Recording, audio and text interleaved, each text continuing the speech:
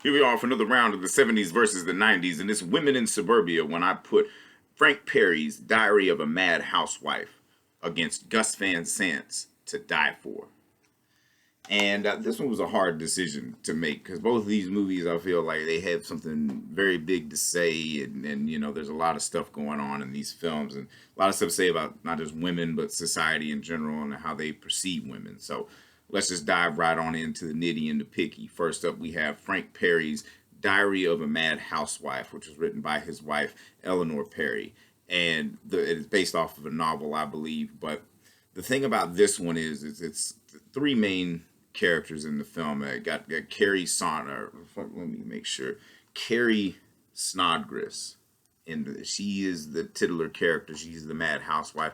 She's married to a real piece of shit played by Richard Benjamin, who like gives like one of the great villain performances in a film. Like this guy is just a fucking douche nugget. Like there's no other way to really describe him, and he plays it perfectly. Because I'm not a big Richard Benjamin fan. Most of the time, he's fucking annoying in films, and then here he's especially annoying. But here it's meant to be. He's meant to be this abhorrent guy. He's a lawyer, but he's also like trying to be a Renaissance man. He wants to be all creative and shit, and he comes up with all these ideas. But you know, the film opens with just him giving her shit like right when she gets up. She didn't even wake up.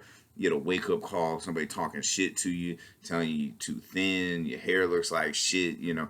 And Carrie Snodgrass really like plays it like perfectly because it's not. Oh, she doesn't overact. That's the beauty of this performance, because especially in a character study like this, there is a tendency to overact it and play it up too much. But you know, it's a very understated performance. You know, we see her get mad every once in a while, but it's always to like that breaking point. You know, she's never just like, she doesn't go on like long rants. So she does question a lot of shit. You know, she doesn't really like, you know, kind of, she goes along with it. That opening credit sequence is pretty brilliant because you know, you have the beginning, the intro of like the seeing the interaction between her and her husband, and then their two daughters, who the two daughters are just as annoying as the fucking husband. Like they give her just as much shit, you know, because you know, the husband does everything he can to make the wife look like a fucking dumbass, you know, with this absent mind who can't even make a 4 minute egg, you know.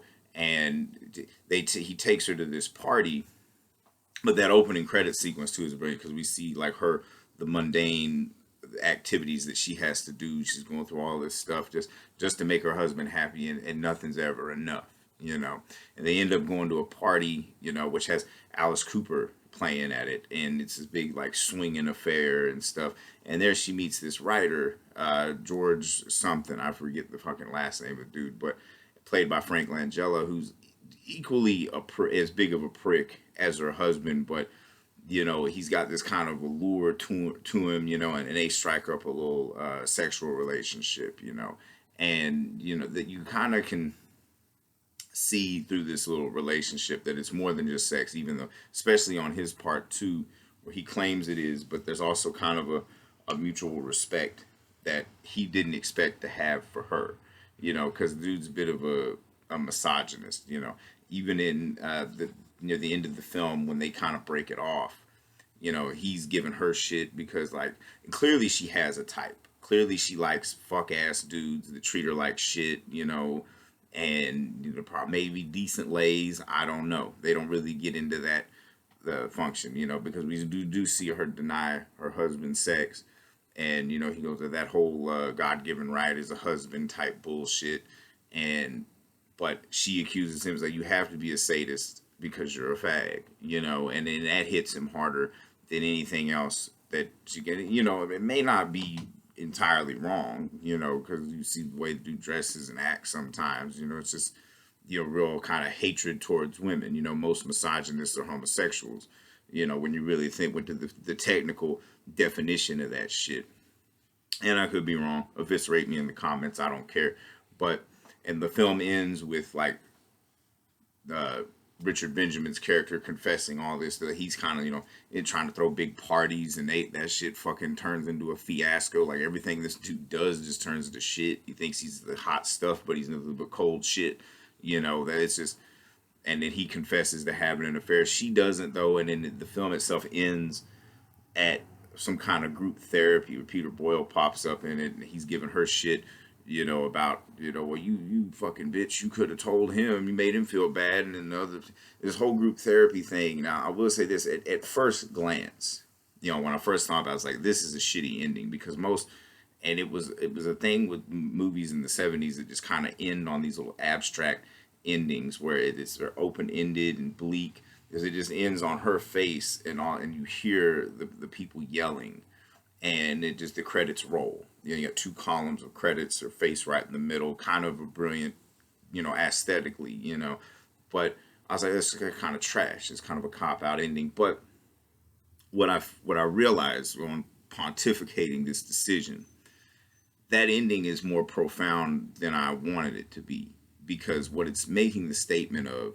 is that she is the only sane person in an insane world. Because, like, the thing about it is that the Carrie Snodgrass character does not do anything crazy. She's doing her best to please her husband. She's doing her best to please her lover. But they all, like, want to try to, like, psychoanalyze her. They claim to know her better than she knows herself and all this shit. And, she's just trying to survive, and she hasn't really, other than maybe cheating on her husband, she hasn't done anything wrong, because she's still dedicated to the motherfucker. She still does everything down to his fucking little crazy ass whims, So it's a very profound statement, and it's a very honest film about women, which is probably better. Most times when a woman writes a script like this, it's not this honest about women, but Eleanor Perry definitely nails it. And then we move forward to Gus Van Sant's To Die For, which is written by Buck Henry, which, in my opinion, Buck Henry is one of the most overrated writers of all time. And I don't think Buck Henry knows anything about women, and I don't think neither does Gus Van Sant. And this film clearly proves it. The film centers around Nicole Kidman, who's like this, prim, proper, fucking thin, fucking beauty queen looking broad that wants to be a news correspondent and stuff, like a Barbara Walters type thing. And she ends up marrying, the film itself is set up like a true crime documentary, which by the mid 90s was like a fucking big, that even before the fucking podcasts and all this shit, and all through the night, all that true crime shit was just the hot thing. Everybody loves true crime. I guess nobody can look away from a fucking train wreck, the tabloid media type shit that this film clearly pokes fun of. But she ends up married to, like, kind of a working class dude, played by Matt Dillon, that he's in a band and all this shit, very, very, like, close-knit Italian family. Like, his father's played by Dan Hedaya, and his sister is played by the lovely Ileana Douglas, and Kurtwood Smith plays Nicole Kidman's father in the movie. A lot of good character actors in this film. Like, Wayne Knight plays her boss at the TV station that she works for. But the thing about it is the film is done. I get what they're trying to do, but Gus Van Sant is very clearly trying to be Oliver Stone in this movie, and he sucks at it.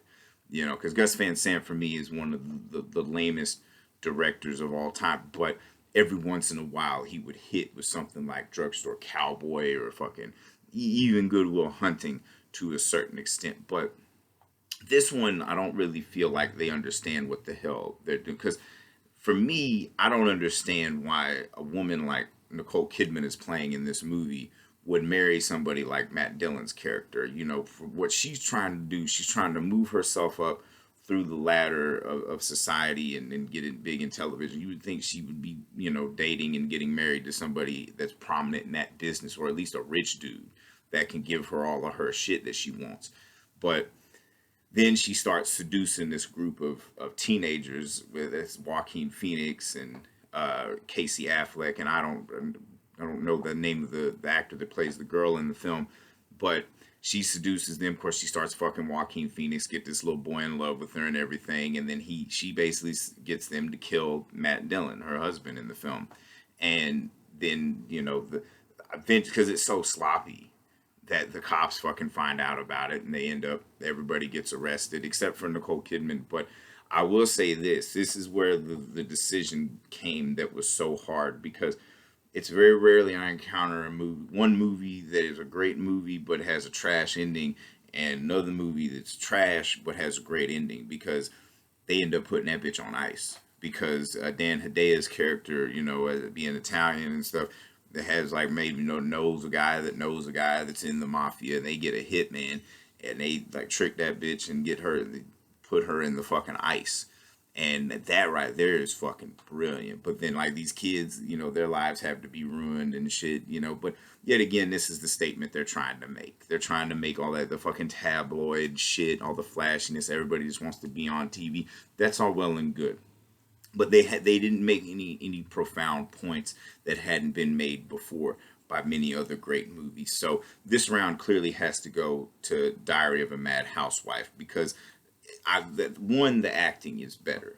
Carrie Snodgrass gives a far superior performance than Nicole Kidman does. So I don't really think they understand what the hell they were trying to do with it. So let's make a movie about how just shitty the tabloid media generation is. Yeah, Oliver Stone already did that with Natural Born Killers and did it way fucking better.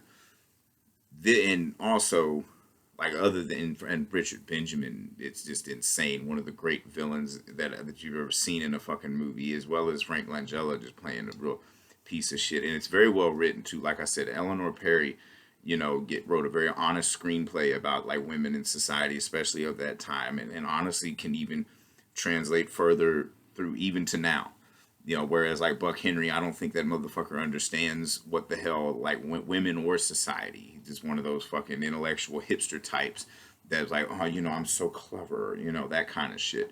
And I would say this: Frank Perry and Gus Van Sant about even as far as directors. Most of their movies are pretty mid, but every once in a while, like every director, in my opinion, has at least one movie that is really great. I think this one is the kind of the crown jewel in Frank Perry's filmography, especially like his wife wrote the script. I mean, they did a lot of shit together too, but this one is one of the more honest films, and it's a more like movie. It shows you all kinds of shit that is, real. Whereas like To Die For is just like, let's make fun of the fakeness by being fake. Trash. So for anybody keeping score, that is 62 to 50. 70s are up by 12. This lead continues to grow. Who knows? The 90s could come back.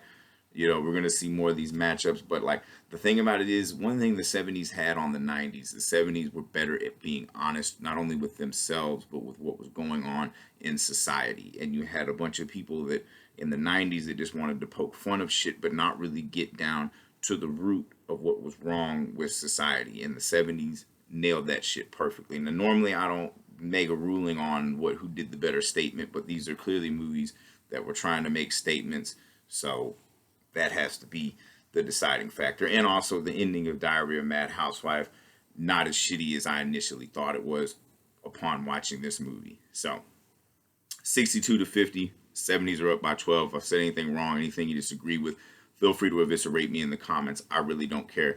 This is all up for debate, open forum type shit. I'm on a self-indulgent journey to figure out which decade was better for the movies, or which decade had better movies, the 70s or the 90s. Looking like I might be right, but we still got a long way to go before we get there, and a whole lot of movies to watch. So if you got any suggestions, feel free to shoot them my way. I'm going to go through every single movie of the 70s and the 90s just to prove myself right. And who knows, I may fuck around and prove myself wrong. Shit, sounds exciting to me.